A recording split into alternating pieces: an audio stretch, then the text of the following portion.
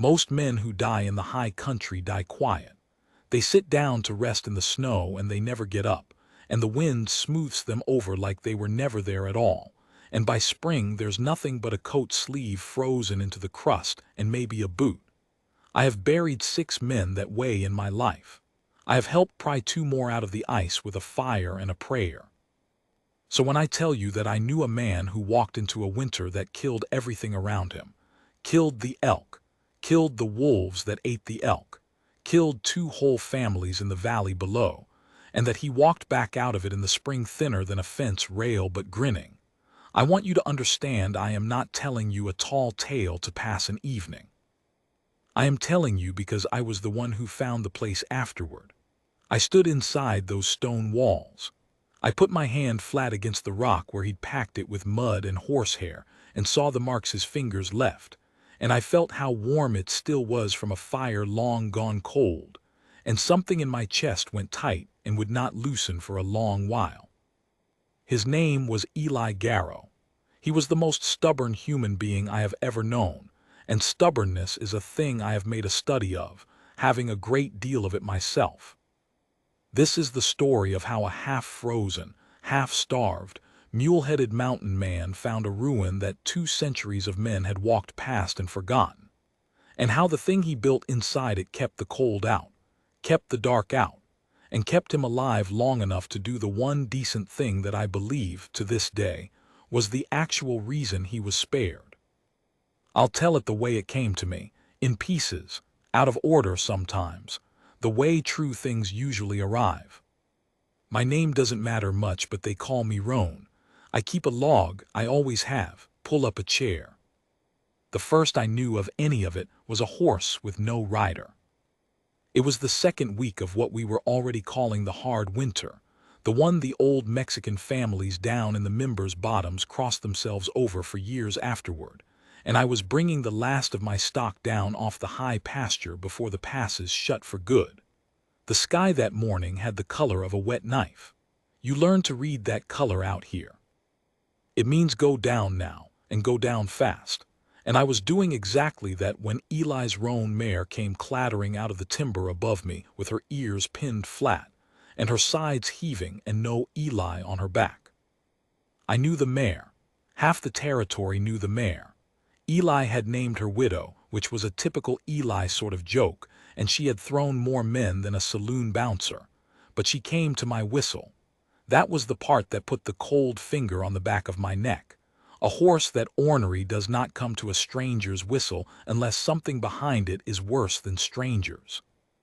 There was blood on the saddle, not a lot. A smear like a hand had been pressed there and then dragged away.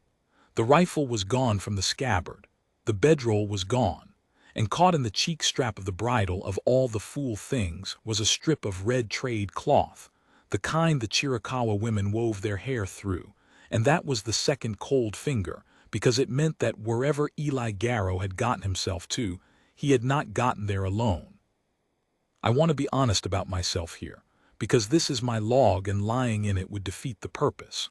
My first thought was not I have to find him. My first thought was the passes are closing, and I have 40 head of cattle and a wife and a daughter in a cabin at the bottom of this mountain. And every sensible bone in my body told me to take the mare's reins and lead her down, and let Eli Garrow be Eli Garrow's problem, the way he had always insisted on being. I made it about a quarter mile down before I turned around. I'm not going to pretend it was nobility. It was the cloth.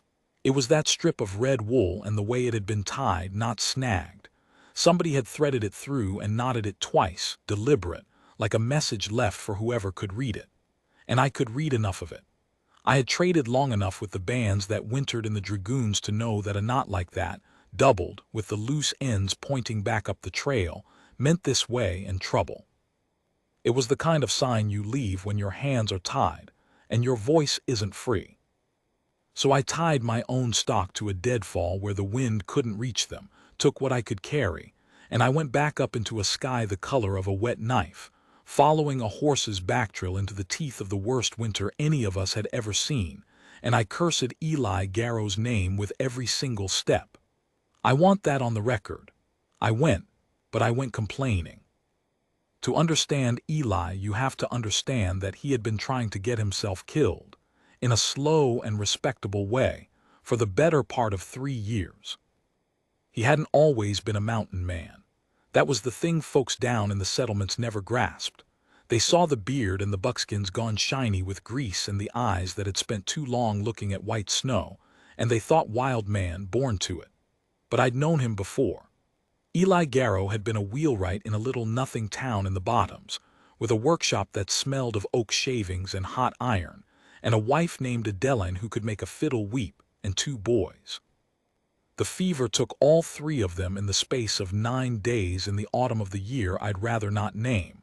I have watched a lot of men lose a lot of things. I have never watched anything like what it did to Eli. He didn't drink it off. He didn't rage. He just got very quiet and very busy, the way some men do. And one morning the workshop was locked and the tools were sold, and Eli was gone up into the high country with a mule and a rifle and that ornery roan mare. And the only thing he said to me before he went was, "A man ought to be where the work is honest, roan. Up there the cold doesn't pretend to be your friend first." I think he meant to die up there. I think every winter he climbed a little higher and stayed a little longer. Hopping the mountain would do the thing he couldn't bring himself to do, and every spring he came down again, furious at himself for still being alive, and he'd buy a drink and a sack of flour and tell me some lie about beaver and go back up. So when I found his back trail leading not down toward shelter but up toward the bald rock and the killing wind, up toward a part of the range so high and so broken that not even the bands went there in winter, I understood it. God help me, I understood it. Part of me wondered if I was tracking a man at all, or just a man's last argument with himself. I was wrong about that as it turned out, but I had reason to think it. The snow started about midday, and by mid-afternoon I couldn't see my own mule's tail. I have been in storms. I grew up in this country, but the hard winter had a malice to it that I have not felt before or since, a kind of personal attention, like it had business with you specifically. The flakes weren't soft. They came sideways and small and hard, more sand than snow, and they found every gap in your clothing and packed it tight, and the wind under it had a sound. I have tried for years to describe this sound, and the closest I can get is that it sounded like a very large animal that had decided to be patient about eating you. I lost the back trail. Of course I lost the back trail. It had filled in within an hour. What kept me going up instead of turning around was pure animal stubbornness and the slope itself, because as long as the ground tilted up against my legs, I knew I hadn't turned around, and somewhere up there was a man who'd tied a knot for somebody to find. It was full dark, and I had stopped being able to feel my own face when I walked straight into the wall. I mean that. I walked into it. One moment there was nothing but driving snow and the patient animal sound, and the next my forehead cracked against something hard and flat and cut, something with the straight true edge that nothing in nature ever has, and I went down on my backside in the drift and sat there blinking blood and ice out of my eyes and thinking, in my stunned way, that is a corner. I have walked into a corner. Out here, 11,000 feet up where God forgot to finish the world, there is a thing with a corner. I got up and put my hands on it and followed it. Stone, worked stone, big squared blocks of it, fitted so close in places I couldn't have slid the blade of my knife into the seams, and so old that the mortar had gone to powder, and the wind had carved the faces of the blocks into something soft and pitted like old soap. The wall went up past where I could reach. It ran level along the slope, longer than my mule, longer than a barn turning corners, and as I felt my way along it, sobbing a little from the cold without quite meaning to, I came to a gap, a doorway, with the lintel still in place over my head, and I felt warm air come out of it. Warm air, up there, coming out of a hole in a wall that no map I'd ever seen had ever marked. And under the patient animal sound of the wind, faint and steady and absolutely impossible, I heard the snap and breath of a fire. He'd built a door. That's the first thing I saw, ducking through that gap with my rifle up and my heart going like a drum, half expecting to be killed by whoever had tied the cloth. He'd built a door, a real one, woven of green willow and lashed hide, and packed on the inside with a thick mat of dried grass and pine boughs, hung on hinges he'd cut from saddle leather, and it swung when I pushed it the way a good door swings. Behind it, the wind died like somebody had shut a window on a screaming child. The sudden quiet was almost worse than the noise had been. My own breath was the loudest thing in the world. The room beyond was small. He'd made it small on purpose. I understood later. The old fort was big. You could have drilled soldiers in the courtyard, but Eli had walled himself off into one corner chamber no bigger than a smokehouse, and every choice in it was a choice a freezing man makes when he has finally decided, against all his own wishes, to live.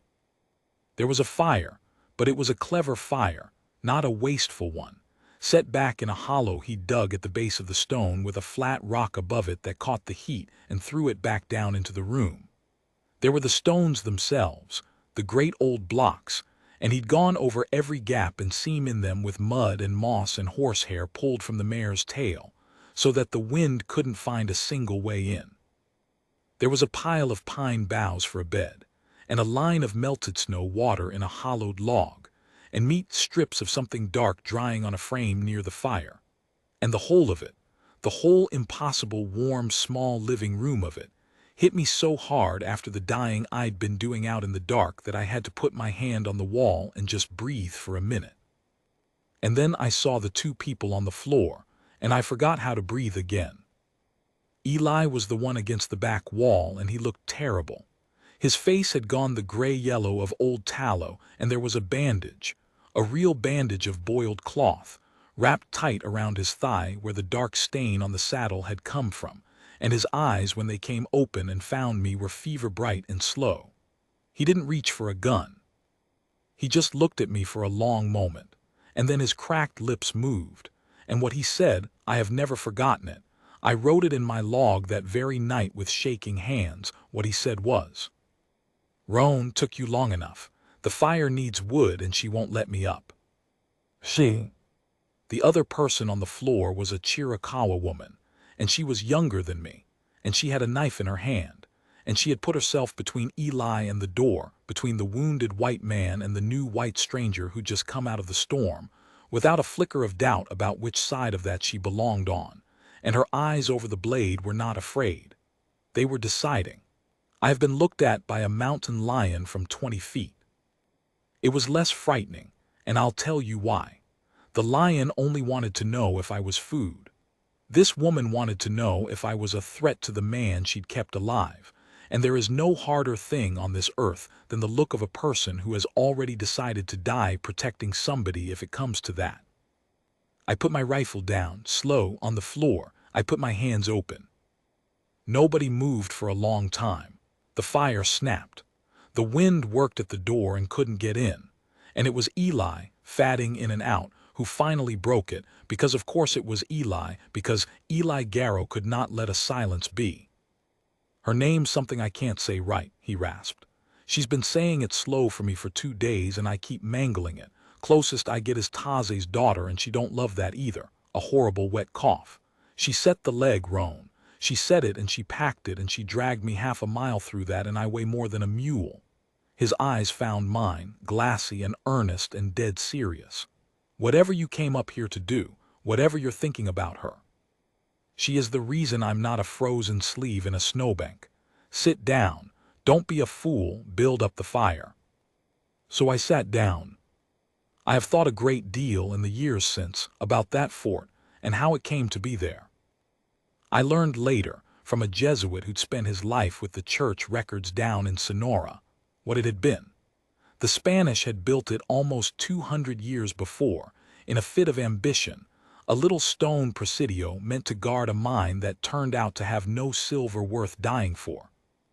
They'd hauled those blocks up the mountain on the backs of men who were not asked whether they wished to, and they'd raised the walls thick because they were afraid of the Apache, afraid of the cold, afraid of the great empty country that did not want them.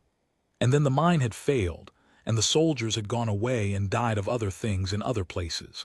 And the fort had sat there for 2 centuries with the snow piling against its thick patient walls, forgotten by every map and every memory, waiting. Men had passed it. They must have. Trappers, hunters, the bands themselves on their summer hunts. But men in summer don't need thick stone walls, and so they walked by it the way you walk past a barn in fine weather without once thinking what it would be to be caught out in a blizzard with no barn. It took a man with a hole in his leg and a storm at his back and absolutely nothing left to lose. A man, I think, who in some private way had been looking for somewhere to die, and stumbled instead onto somewhere built 200 years ago by frightened men for the express purpose of not dying, to see it for what it was. That's the part that I can't get past, even now. Eli went up that mountain to let it kill him. I'm as sure of that as I'm sure of anything, and the mountain instead handed him a fortress. He told me the rest of it in pieces over the 3 days. The storm kept us shut in there, between the fevers, with the Chiricahua woman watching us both and slowly, deciding to put the knife away. He'd taken the bullet, and it was a bullet, not a fall, though he was vague in a way I didn't like about who's somewhere up on the bald rock 2 days before the storm. He'd lost the mule. He'd lost the rifle, which I'd seen was gone from the scabbard, and he never did explain that one straight. He'd been crawling, by his own account, crawling, leaving a smear of himself across the snow, when he'd come on the walls the same way I had, by walking into them, except he'd had no one's whistle to follow and no back trail and no reason on God's earth to expect mercy. And he'd found, already inside, already half dead herself with a turned ankle and a cut across her ribs and no fire, the woman. They had each separately crawled to the same forgotten fort to die. And then they had not died because, and this is the whole story, Roan, he told me, this is the entire thing, listen, because there were 2 of us, and one of us could gather wood while the other kept the spark, and one of us knew the leg and the other knew the stone, and a thing that one half-dead person cannot do, 2 half-dead people can. He said it like a man who'd had a revelation. I suppose he had.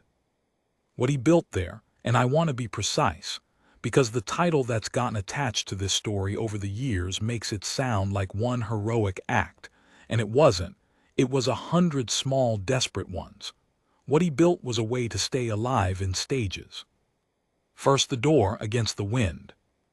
Then the packed seams, against the cold that came through the stone itself. Then the clever setback fire that gave the most heat for the least wood, because wood up there in that storm was worth more than the silver the Spanish never found. Then the drying frame for the meat, and the meat is its own piece of this, because where the meat came from is the heavy part, the part Eli's eyes went away from the fire when he told it, and I'll tell that part in its proper place, because it deserves its proper place, and not to be rushed past here at the end of the first night. And then last, the thing he built that I think actually saved him, though he'd never have put it that way and the woman certainly wouldn't have. He built, out of 2 strangers who had every reason in that country to be enemies, a kind of trust, plank by plank, the way he'd once built wheels. I didn't understand the size of what I'd walked into, that first night by the impossible fire, with the blood freezing on my forehead and a knife not quite pointed at me anymore. I understood I was warm, and that 2 people who should have been dead were not, and that the wind outside had given up trying to reach us, for now. That was enough to start with. I built up the fire like the man asked. The storm kept us 3 days, and on the morning of the second one I learned where the meat came from, and I have not been entirely the same man since. I'll get to it. Let me build the way it was built. That's the only honest way to tell a thing like this, slow, in the order a person actually comes to understand it, not lined up neat for the convenience of whoever's listening. The first full day, mostly, I tended the fire and the men. I say men, but I mean Eli. The woman did not need tending and would have taken offense, I think, at the suggestion, though by then she had at least set the knife down on the stone within easy reach instead of holding it. That was the morning's great progress. A knife on the floor instead of in the hand. You take your victories where they come. Eli was bad. The leg had taken a turn in the night, a heat coming up out of it that I didn't like, and he talked in his sleep. Not the soft, confused mumble of an ordinary fever, but whole sentences, arguments, the kind of talking a man does when his fever has thrown open the door to the room where he keeps the things he can't look at sober. He talked to Adelin. He talked to the boys. He told one of them, very patiently, several times, how to true a wheel. You sight it from the hub, not the rim. You always sight it from the hub. And the woman, who could not have understood a word of it, stopped what she was doing and looked at him for a long time while he said it, and then looked at me. And I will tell you that something passed between us in that look, across all the country and language and blood that stood between us, and it was the plainest thing in the world. It said, "This one is grieving something." She had seen it before. So had I. Grief looks the same in every tongue. I should describe her, because she becomes the center of this, and a person ought not to be the center of a story while staying a shape in the firelight. She was young, as I said, younger than me, and I was not yet 30 that winter. She had a way of holding very still that wasn't stillness at all but readiness, the way a hawk on a branch isn't resting. There was the cut across her ribs that Eli had mentioned, half-healed and tended better than I could have tended it. She had used something, some packed poultice of leaves and grease, that smelled sharp and green, and did the work that boiled cloth and prayer did for the rest of us, only better. Her ankle was wrapped and she favored it but would not be seen to favor it, and when she caught herself limping in front of me she stopped limping by an act of pure will, which cost her, which I could see cost her, and which she paid without a sound. I came to understand that this was simply who she was. She did not show what things cost. It was not pride exactly. It was more like a discipline she'd been raised inside, the way I'd been raised inside Sunday church-going, a thing so deep it wasn't a choice anymore. Her name I still can't write right, and I won't insult it by trying. Eli called her in the end Naazh, which was as close as his mouth could get to the first part of it, and she allowed it, the way you allow a child to call you something foolish because the child means well. I'll call her that here. Naazh. She had crawled up to that fort to die, the same as Eli, and the reason was the part I learned slowest, in fragments mostly from gesture, because we had perhaps 40 words in common by the end, and most of those were fire, water, wood, leg, no good. But I got enough of it over those 3 days and the weeks that came after to put it together, and what I put together was this. There had been a winter camp. Not large. 2, 3 families, wintering high to stay clear of the soldiers and the trouble that had been building all that autumn in the valleys. There'd been killings on both sides, the kind that breed more killings, the kind nobody can rightly say who started anymore because they go back further than anybody's memory. Her people had gone high to be out of it. And the sickness had followed them up anyway, the same sweating gut fever that had taken Eli's family in the bottoms, that did not care whose camp it walked into, and it had gone through the high camp the way fire goes through dry grass, and Naazh had buried. I worked this out from the way she touched 4 fingers, then folded them down one at a time, 4 times, slow, her face doing nothing at all. She had buried a great many people. More than I want to set down. Her mother among them. A child of her own among them, I believe, though that one I am not certain of, and so I will not claim it as fact. I only know that when she folded down the smallest finger her hand stayed folded a beat longer than the rest, and that I had to look at the fire after that and could not look at her. And then with her camp gone to graves in the frozen ground and the survivors scattered down to other bands, Naazh had not gone with them. She had gone up, alone, into the bald rock. I asked Eli much later why he thought she'd done that. He was a long time answering. Same reason as me, I expect, he finally said. When the thing you were keeping yourself alive for is in the ground, the keeping alive don't have anywhere to put itself, so it wanders off looking for the cold. He poked the fire. She'd have died up there. So would I. We were both real committed to it. A short, ugly laugh that wasn't a laugh. Funny thing the Lord does. Sends two people WHOQV each decided to die to the exact same wall, at the exact same time, so that staying alive becomes the only way to keep faith with the other one. Sneaky. I'll give him that. Sneaky. But that's getting ahead. Let me go back to the meat. On the morning of the second day, I went to add a strip of the drying meat to the pot. Eli needed feeding. Fever burns a man up from the inside, and you have to keep putting fuel back. And Naazh stopped my hand. Not hard. She just laid two fingers across my wrist, light as a leaf, and shook her head once, and there was something in her face I hadn't seen there yet. Not the readiness. Not the deciding look from the first night. Something heavier and more private. She took the strip of meat from my fingers and looked at it, and then she looked at Eli, asleep and burning against the wall, and then she did something I didn't expect. She put it back. She took instead from a separate place. A smaller bundle wrapped in hide and set apart. A different strip, leaner, darker. And she gave me that one for the pot, and she folded the first bundle closed again and set it back in its place apart. And her hand stayed on it a moment the way her hand had stayed folded over the smallest finger.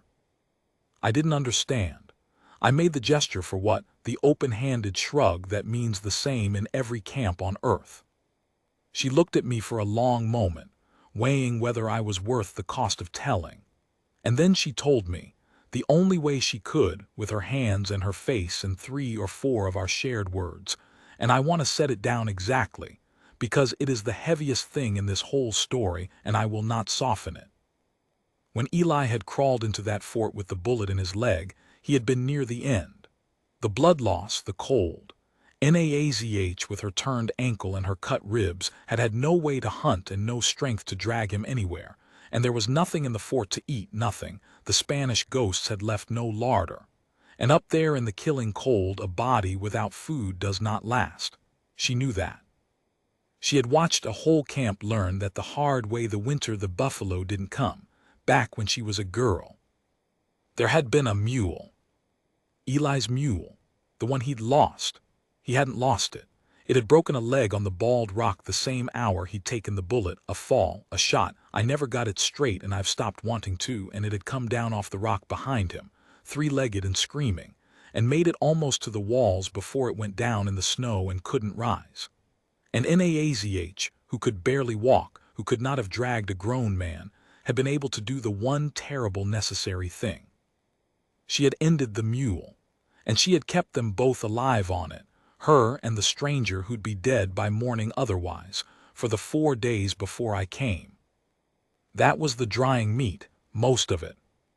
But the strip she'd stopped my hand from taking, the bundle set apart, that she touched the way she'd touched the smallest finger. That was the mule's heart. She'd cut it out and dried it separate and set it apart, and she would not let it go in the common pot, and when I finally understood what she was telling me about it, I understood it had nothing to do with eating at all. It was a debt being kept, a respect. The animal had died so 2 strangers could live. And she had made of its heart a thing that would not be casually consumed, that would be eaten last, deliberately, with attention, the way you'd say grace, the way my own mother said grace, the way every people on this earth that I have ever met has found some way to say we know what this cost, and we are not going to pretend otherwise. I sat back on my heels. The fire snapped. Outside, the patient animal wind went on and on. I thought about Eli telling me that first night, she is the reason I'm not a frozen sleeve in a snowbank, and I thought he had not known the half of it, because he'd been unconscious or near it when the worst of the deciding got done. A woman with a broken ankle and a knife and a dead mule and a dying man she had no reason on God's earth to save. The soldiers in the valley wore the same color skin he did, had maybe even fired the very ball that was in his leg, who could say, had done the math that the high cold forces on people. And she had chosen, over and over, every one of those 4 days, to spend what little she had keeping a stranger breathing. That is the morally heavy thing, if you want it named plain. It isn't the killing of the mule. Anybody starving will do that. It's the saving of the stranger. It's that she had every reason and every right to keep the meat for herself and let him go quiet under the snow the way the cold wanted him to. One less of the people who'd been making graves of her people all autumn, and she didn't. She fed him first. I watched her over the days that followed, when there wasn't enough. And there was never enough. I watched her give him the larger share and take the smaller, and do it without ceremony or resentment or any sign that it was a choice at all. And I have turned that over in my mind more nights than I can count, and I have not gotten to the bottom of it. I asked her once later when we had more words, "Why, he's not your people. His people might have shot you. Why?" She thought about it, and then she said a thing I've held onto in the broken half-language we'd built, and the sense of it was this: the cold does not ask whose people you are. Up there are only the living and the dead. I did not want to make another one dead. I had made enough dead. And then she said one more thing, touching her own chest, and I think the sense of it was, and I did not want to be alone with the dead I had already made, but I won't swear to that part. Some of what passed between us I am only guessing at, even now, but I'd stake a good deal on that one. The truth about the rifle came out the third day, and it's smaller than the meat, but it matters, because it tells you who Eli had decided to become, up there in the stone. His fever broke that morning. Broke clean the way they sometimes do, the heat just draining out of him between 1 hour and the next, leaving him weak as a kitten and clear-eyed and embarrassed, which is the surest sign a frontier man is going to live, when he starts being embarrassed about the fuss.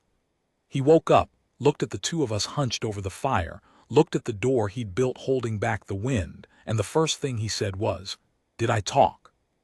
"Some," I said. "What about?" "Wheels," I said, "and other things." He looked at the fire a while. "Yeah," he said, "well," and that was as close as Eli Garrow ever came in my hearing to speaking the names of the dead he carried. "Yeah, well, I didn't push it, you don't." It was later that day, with him propped up and able to talk straight, that I asked about the rifle, because a missing rifle in this country is a serious thing, and I'd been carrying the worry of it. He'd traded it. Not before the storm, during, on the first day before I came when Naj people know, let me say it right, on the first day 2 Chiricahua men had come to the fort. They'd been out from the scattered band, looking for survivors of the high camp, looking specifically, it turned out, for Naj, who was kin to one of them. They tracked her to the walls, and they had come through that willow door with weapons ready and found a white man, a wounded white man, one of the people who'd been killing theirs all autumn, lying in the fort with their kinswoman. And there had been a moment, Eli said, a long, terrible moment, where it could have gone any way at all. What stopped it was Naj. She'd put herself between them and Eli, the same as she'd done with me the first night. I understood now that it was simply a thing she did, put her body between the wounded and the danger, and she had talked. Talked fast and long, told them, I suppose, what she'd told me with her hands, the mule, the 4 days, the saving, and the men had listened. And then they had done a thing that I think about as much as I think about the heart set apart, because it cost them too. It cost them their own grief and their own right to vengeance. They had let him live. They had let the white man live, on their kinswoman's word, in a winter where their own dead were not yet cold. And Eli, who had nothing, no health, no mule, no power to bargain, had given them the only thing of value he owned, the rifle, not as a price for his life. Naj's word had already bought that. He gave it because, he said, a man ought to give something roan. They didn't have to. None of them had to, and I wasn't about to be the only one in that room who hadn't given up a thing he cared about. He shrugged and winced, because shrugging pulled the leg. Best rifle I ever owned. Hope it shoots straight for him. The 2 men had gone back down into the storm with the rifle and word that Naj lived, and that she'd come down when the passes opened, and they had left the white man to the mercy of the weather and his own leg, which is to say they had left him to die or not die on his own account, which in that country and that winter was as much mercy as anyone could rightly ask. That was the missing rifle, traded for nothing he was obliged to pay, given because he decided, somewhere in the crawling and the cold and the saving, that he was done being a man who only ever took from the world and gave it back grief. I don't know exactly when Eli decided to start living again, but I think it might have been there, handing his best rifle to two men who'd have been within their rights to kill him, just so as not to be the only one in the room who hadn't sacrificed something. Those 3 storm-shut days, I have come to believe, were the realest days of Eli Garrow's life since the fever took his family. I have certainly never seen him so alive as he was, half dead, in that stone room. He and Naj built their strange peace plank by plank, and most of it I watched happen in silence, because they had even fewer words than she and I did. But you don't need words for everything. He showed her with his hands how he'd set the fire back in the hollow to throw the heat. She showed him, the next time it needed building, a way to lay the wood that he hadn't known, leaning it tippy fashion so it drew its own draft, and he laughed out loud, the first real laugh I'd heard from him in 3 years, and said, "Well, hell, that's better. Where were you 40 winters of my life?" She didn't understand the words. She understood the laugh. She almost smiled. Almost. I saw it get partway to her mouth before the discipline caught it and put it away, and even that partway was like watching ice break on a river in spring. You know what it means. You know what's coming, even if it's only the first crack. He carved her a comb. Did I say he'd been a wheelwright? His hands didn't know how to be idle. On the 3rd day, fever gone, leg propped, he took a flat piece of pine and his knife and he made her a comb, teeth and all, fine work. And on the back of it he scratched a little wheel, 4 spokes, his maker's mark, the same mark he'd once burned into the wheels he sold in the bottoms. He gave it to her without a word and looked at the fire while she took it, the way men do when they've given a thing that means more than they want known. She kept it. I saw it years later, the once I saw her again, but that's part 3 and I won't spend it here. On the 4th morning the wind stopped. It stopped all at once, the way it had started, and the silence woke all 3 of us at the same time, and we lay there in the dark listening to nothing, no patient animal sound, no scrape of snow on stone, and then Eli said into the dark, in a voice I'd never heard him use, quiet and almost frightened, "Roan, I think we made it." And the strange thing, the thing I didn't understand until much later, was that he didn't sound glad. Not at first. He sounded like a man who jumped off a cliff meaning to end it and woken up at the bottom alive and unbroken, and now had the whole rest of his life to account for, the life he'd been so sure he was done with. I think we made it came out of him like a question. Like he wasn't certain whether it was good news. The morning we dug our way out of that fort and stood in the blinding new sun on top of the world, with the whole white broken country spread out below us and not a track on it anywhere, alive against every reasonable expectation. That's where the last part starts. Because surviving the mountain turned out to be the easy part. Coming back down was harder. Coming back down always is. It took us 9 days to bring Eli Garrow down off that mountain, and there was a stretch on the 7th where I'd have bet my whole herd we wouldn't. The leg was the trouble. It had set, but it had set wrong, the way a thing does when it's packed in the dark by a woman with a broken ankle and no light to work by, and every step jarred it, and a man with a leg like that cannot walk down a mountain in spring snow that's rotten on top and ice underneath. So we made a drag. Eli's word for it. 2 pine poles and the hide off, I'll just say it, off the rest of the mule, the part that wasn't meat, and a web of lashing in between. And we took turns, Naj and I, hauling a full-grown man down the worst country God ever made, while he lay on it cursing us for jolting him and apologizing in the same breath for being a burden, which was so exactly Eli that I'd have known him by it in the dark. Her ankle was better by then, but not good. I wanted understood what that descent cost the 2 of us. 9 days. We ate the last of the mule on the 4th. We ate nothing at all on the 5th and 6th.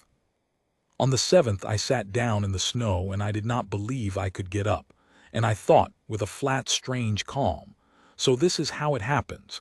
This is the sitting down in the snow I've buried other men for, and I understood for the first time how easy it would be, how it wouldn't even feel like giving up, it would just feel like rest. It was Naj who got me up. She didn't say anything. What would she have said? In what tongue? She just came and stood in front of me and held out her hand and waited. And when I didn't take it, she kept on waiting.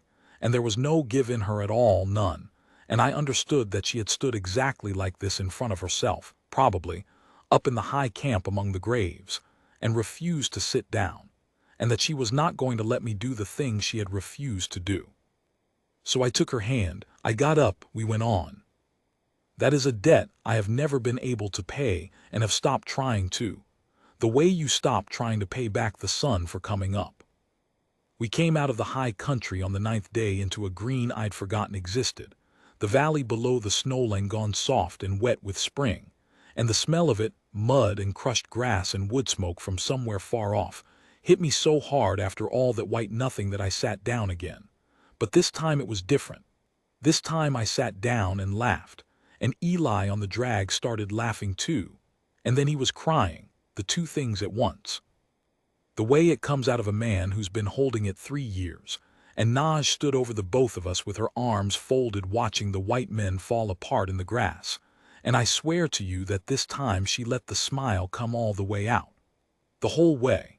And it changed her face entirely, and I had to look away from it because it was like looking at something private, like walking in on someone praying. I keep saying I'll tell you the one decent thing I believe Eli was spared for. I've put it off long enough. Here it is. When we finally got down to where there were people again, to a little Mexican settlement on the Mimbers where I had friends, and where they took the 3 of us in without a single question, fed us, splinted Eli's leg proper this time with a doctor's hand, word had already run ahead of us, the way it does, that the high Chiricahua camp had been wiped out by the sickness, and that the survivors had scattered, and that a fever was loose in the country. And the settlement was afraid. You could feel it. They'd lost people to it themselves in the autumn, and here came 3 strangers down out of the very mountains where it had done its worst, one of them a Chiricahua woman, and the old fear that lives under everything in that country. The fear that the other people, the ones who aren't yours, are the carriers of the bad thing. That fear started to move through the settlement like a draft under a door. There was talk, quiet at first, that the woman should be put out, sent on, that she'd bring the sickness, that you couldn't be too careful with a winter like the one just passed still fresh in everyone's graves. It wasn't cruelty exactly. It was fear, which does crueler things than cruelty ever manages, because cruelty at least knows it's doing wrong. And Eli Garrow, flat on his back, leg in a splint, weak as water, a guest himself dependent on these people's charity, with no rifle and no mule and no standing, and every reason to keep his mouth shut and be grateful. Eli Garrow heard the talk. He had himself carried out into the little plaza, made 2 of them carry him on a door, because he couldn't stand. And he had it set down in the middle of the settlement, and he waited until enough people had gathered, and then he told them, in his bad border Spanish, which I had to help him with, and I have never been prouder of anything I've done with my own mouth than the help I gave him that day. He told them what had happened up on the mountain. He told them about the mule. He told them about the 4 days. He told them that this woman, this Chiricahua woman they wanted to put out into the country to die, had found a white man crawling to his death, a man whose people had spent the autumn killing hers, and had spent the last strength in her broken body keeping him alive, and had fed him first when there wasn't enough, every single day, and had asked nothing for it and expected nothing for it. He told them that he had lain in that fort and listened to her grieve a whole world of her own dead, and had watched her choose, over and over, not to make one more. If the sickness was in her, he said, and I can still hear it, the way his voice cracked, and he made it go on anyway, if the sickness was in her, I'd have it. I lay next to her 9 days. I ate from her hand. Look at me, I'm not sick. I'm just a fool with a busted leg that this woman fixed twice. You want to put her out to keep your family safe. He stopped. He had to stop. Then, she is the thing you're trying to be. She's already done the thing you're all so scared you'd fail at. She had nothing and she gave it anyway. To an enemy. I will not lie here in your town and listen to you talk about putting her out after she would not put me out, and I had less claim on her than a stray dog. The plaza was very quiet. And then an old woman, a grandmother, black-shawled, the kind of old woman who in any settlement on earth is the one whose opinion actually moves things, got up from her bench and crossed the plaza and stood in front of Naj and looked at her a long moment, and then took the shawl off her own shoulders and put it around Naj, and that was the end of the talk. That was simply the end of it. One old woman and a shawl. They are like that, those settlements. Hard as iron until they aren't, and then nothing on earth is warmer. That's the one decent thing, not the surviving. Anyone can survive if they're stubborn and lucky enough, and Eli was both. The decent thing was that the mountain handed back to the world a man who'd gone up it wanting to die, and the first real use he made of the life he hadn't wanted was to spend his own safety, his own small store of charity and welcome, to keep a stranger from being cast out. He had nothing, and he gave it anyway. To an enemy. The exact words he'd used about her. He'd learned them off her. I don't think he even knew he was doing it. I've come to believe that's what the saving was for. I'm not a church-going man anymore, not really. The country burned most of that out of me, but I'll allow this much. If there's a reason a man gets pulled out of a snowbank he walked into on purpose, it might be that there was still one decent thing in him that the world had need of, and that hadn't been spent yet. Eli's was a door in a plaza and a speech in bad Spanish. It doesn't sound like much. It was everything to the woman it was about. She didn't stay. I want to be honest about the ending because the easy version, the one I've heard people tell back to me over the years, with the rough edges sanded off, has the woman and the mountain man settling down together, building a little place, growing old by a fire. And it's a fine story and I understand why people want it, but it isn't what happened, and Naj deserves the true one. She had people, scattered, grieving, half-broken, but hers, the survivors of the high camp, down in the country to the south. And word of them came up the trails as spring opened, and a woman who has buried her own does not leave the rest of her own to grieve alone in a stranger's land, not for any man, not for any fire. She stayed until Eli's leg would bear weight. She stayed until she was sure, in the way she was sure about everything, all the way down to the bone. And then one morning in the early summer she was simply ready to go, the way the wind had simply stopped that morning in the fort, all at once and complete, and there was no arguing with it because it wasn't a decision she was making in front of you. It was a decision she'd finished making somewhere private days before. Eli walked her, limping, with a stick but walking, to the edge of the settlement where 2 men of her band had come up to bring her home. The same 2 men, I think, though I couldn't swear to it. The ones from the fort, the ones who'd let him live and taken the rifle. They stood off and waited and let the goodbye be what it was going to be. I watched it from the shade of the church wall. I didn't go closer. Some things you don't crowd. They didn't touch. I don't know that their peoples touched in parting, or that these 2 particular people had ever found the way to, across everything that stood between them. He said something to her. She said something back. He'd been working on her language all spring badly, the way he did everything with words and beautifully with his hands, and whatever he managed to say in it made her go still in the particular way she went still when something reached her. And then she reached into her clothes and took out the comb.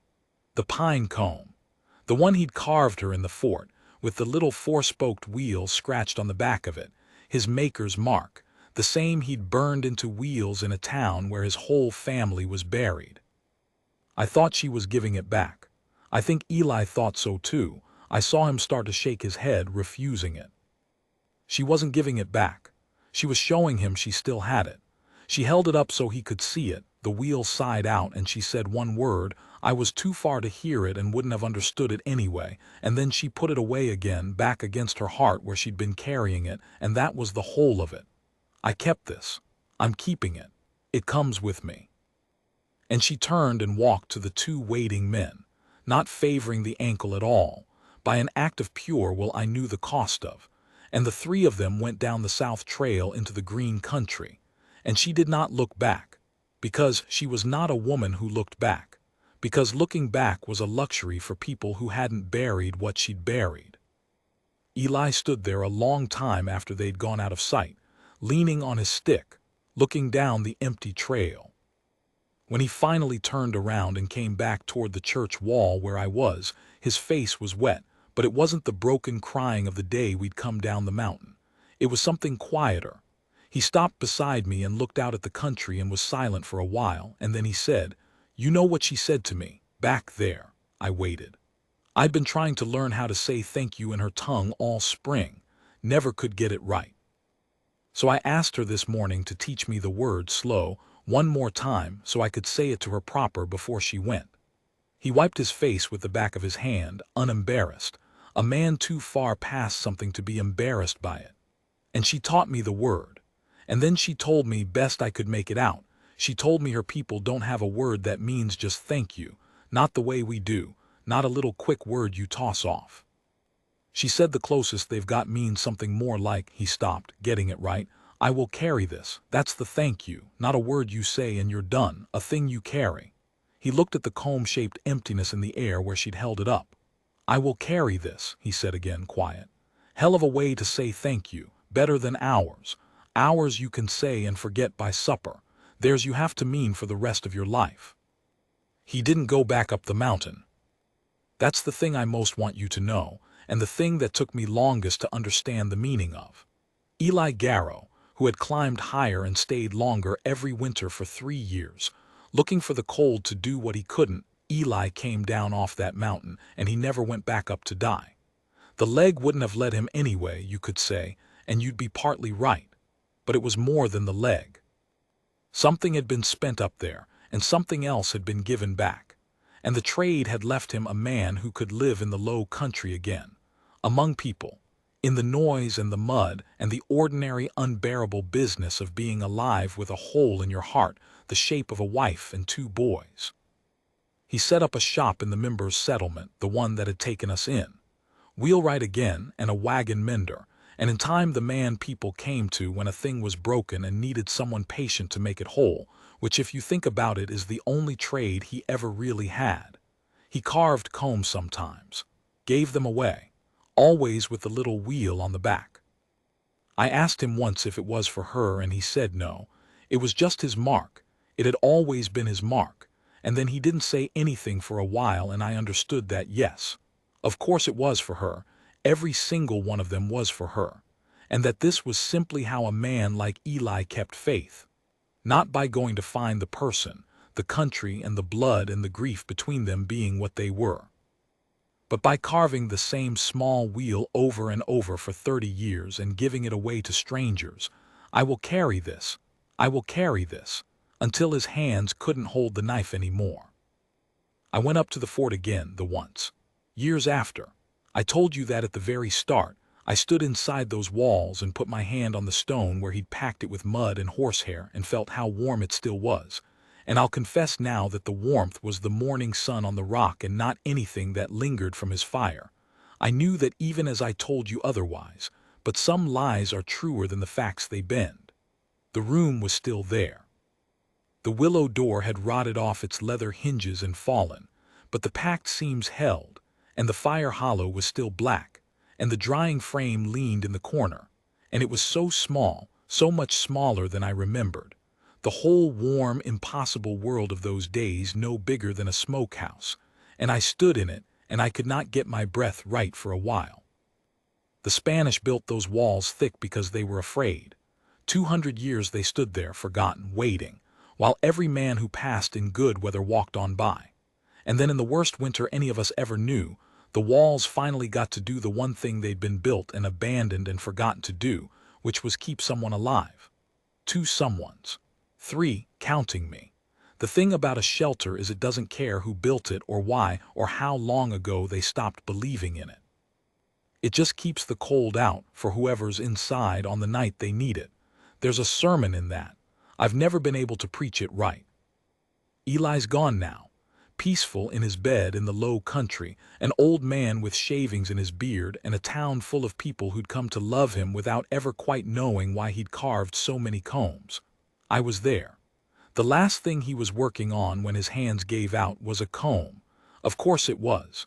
4-spoke wheel scratched on the back, half finished. I don't know what became of Naj. I want to tell you.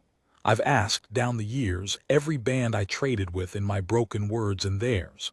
I heard a few things. I'll keep them to myself, because some of them I believe and some I don't, and a story like this shouldn't be tied off neat at the end any more than a life is. I'll tell you the one thing I let myself believe, on the nights I need to.